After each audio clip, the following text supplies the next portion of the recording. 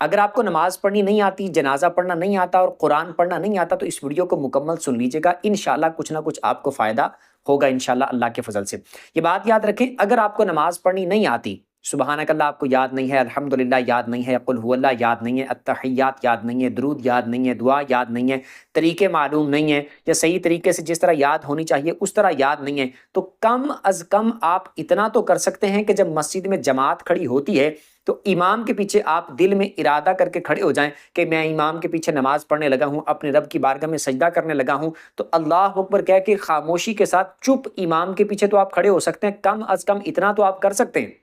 اتنا تو ہر بندہ کر سکتا ہے، جیسے جیسے امام کرتا جائے ویسے ویسے اس کے ساتھ کرتے جائیں، جیسے وہ جھکے آپ بھی جھک جائیں، جب وہ سجدے میں جائے آپ بھی سجدے میں چلے جائیں، جب وہ بیٹھے آپ بھی بیٹھ جائیں، جب وہ اٹھے آپ بھی اٹھ جائیں، تو کم از کم اتنا تو آپ کر سکتے ہیں۔ تو خدا را اگر آپ کو نماز نہیں آتی، نماز پڑھنی نہیں آتی، نماز یاد نہیں ہے، تو کم از کم جب تک آپ کو نماز یاد نہیں ہے، نماز یاد نہیں ہوتی، تو تب تک اس طرح ہی کر لیا کریں۔ اگر آپ اکیلے کسی جگہ پر موجود ہیں تو وہاں پر بھی اکیلے بھی تو کم از کم آپ اللہ کی بارگاہ میں ہاتھوں کو اٹھا کے اللہ اکبر تو کہہ سکتے ہیں،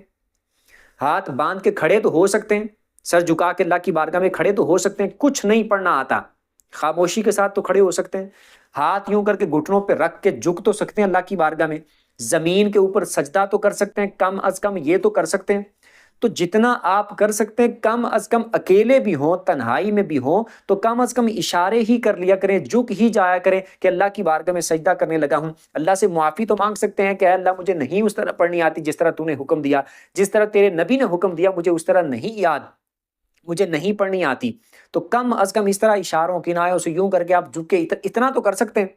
میں یہ ہرگز نہیں کہہ رہا کہ آپ نماز یاد نہ کریں، میں یہ ہرگز نہیں کہہ رہا کہ آپ نماز پڑھنے کا طریقہ نہ سیکھیں، آپ سیکھیں، لیکن اگر آپ کو سیکھنے میں مہینہ لگتا ہے، 2 مہینے لگتے ہیں، سال لگ جاتا ہے، 5 سال لگ جاتے ہیں، جب تک آپ کو نہیں سیکھی جاتی، آپ کو یاد نہیں ہوتی، آپ کو طریقہ نہیں آتا، آپ سیکھیں لازمی طور پر، لیکن جب تک نہیں آتی آپ کو مکمل طور پر نماز صحیح طریقے سے، یا جب تک آپ نہیں پڑھنی آپ کو آتی، تب تک آپ اتنا تو کم از کم کر سکتے ہیں، بجائے اس کے آپ یہ بولیں کہ مجھے پڑھنی نہیں آتی لہٰذا میں نے پڑھنی نہیں ہے،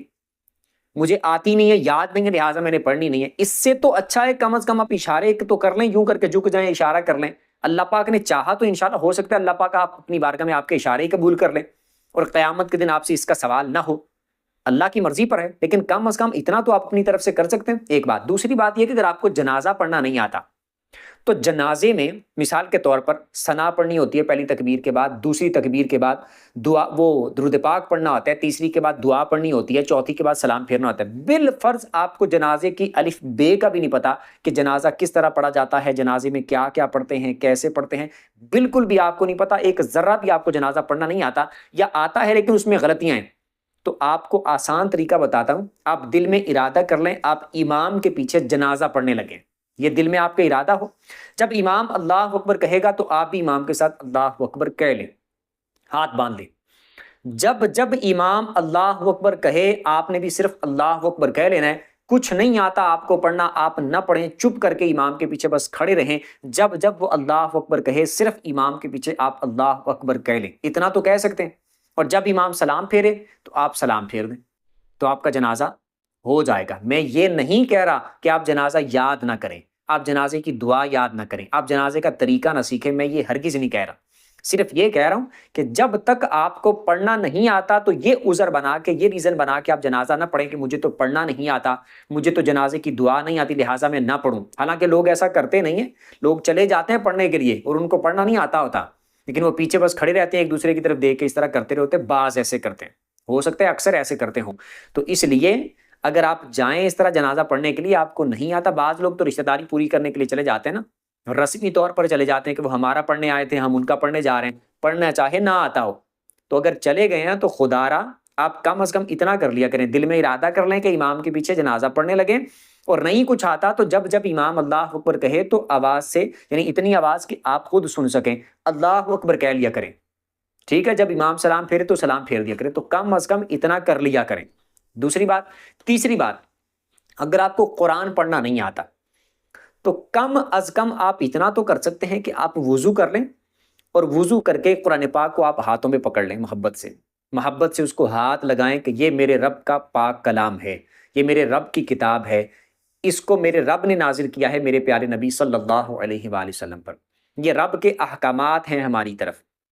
میرے رب نے اس میں فرمایا ہے جو کچھ اس میں موجود ہے، اور بالکل 100% حق اور سچ ہے فرمایا جو کچھ اس میں موجود ہے۔ تو محبت سے آپ وضو کر کے اس کو لے کر پکڑ کے بیٹھ تو سکتے ہیں، محبت سے اس کو دیکھ تو سکتے ہیں، محبت سے اس کو کھول تو سکتے ہیں۔ آپ کو نہیں پڑھنا آتا، ایک لفظ بھی پڑھنا نہیں آتا، تو محبت سے ہاتھ لگا سکتے ہیں، کھول سکتے ہیں، چوم سکتے ہیں، محبت سے اس کو دیکھ سکتے ہیں۔ انشاءاللہ اللہ پاک کے فضل سے آپ کو ہاتھ لگانے کا بھی ثواب ملے گا، دیکھنے کا بھی ثواب ملے گا۔ اور میں یہ ہرگز نہیں کہہ رہا کہ آپ پڑھنا نہ سیکھیں، آپ بالکل پڑھنا سیکھیں، قرآن پاک آپ پڑھنا سیکھیں۔ آپ کی ایج جتنی مرضی ہو گئی ہو، آپ جوان ہو گئے ہوں، بچپن میں نہیں پڑھا تھا، آپ بوڑھے ہو گئے ہوں، آپ نے بچپن میں یا جوانی میں نہیں پڑھا تھا، جتنی بھی ایج ہو چکی ہو آپ پڑھنے کی کوشش کریں، انشاءاللہ پڑھنا بھی آ جائے گا۔ لیکن جب تک نہیں پڑھا ہوا تو بعض لوگوں کا عذر ہوتا ہے ہم نے تو پڑھا ہی نہیں ہے، تو بھئی اتنا تو کم از کم کر سکتے ہیں، محبت سے اس کو چھو تو سکتے ہیں، ہاتھ لگا سکتے ہیں، باوضو ہو کر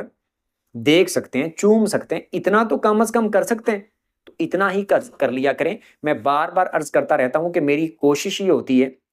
کہ آپ جتنے بھی احباب ہیں جن کو نماز نہیں آتی، قرآن نہیں آتا، یا جتنے بھی ضروری مسائل ہیں جو مرد اور عورت کو پیش آنے والے ہیں روزمرہ زندگی میں، تو میں کوشش یہ کرتا ہوں کہ آسان الفاظ میں، آسان انداز میں آپ کے سامنے پیش کرنے کی کوشش کی جائے، اس انداز میں، ان الفاظ میں کہ آپ لوگوں کو سمجھ آ جائے۔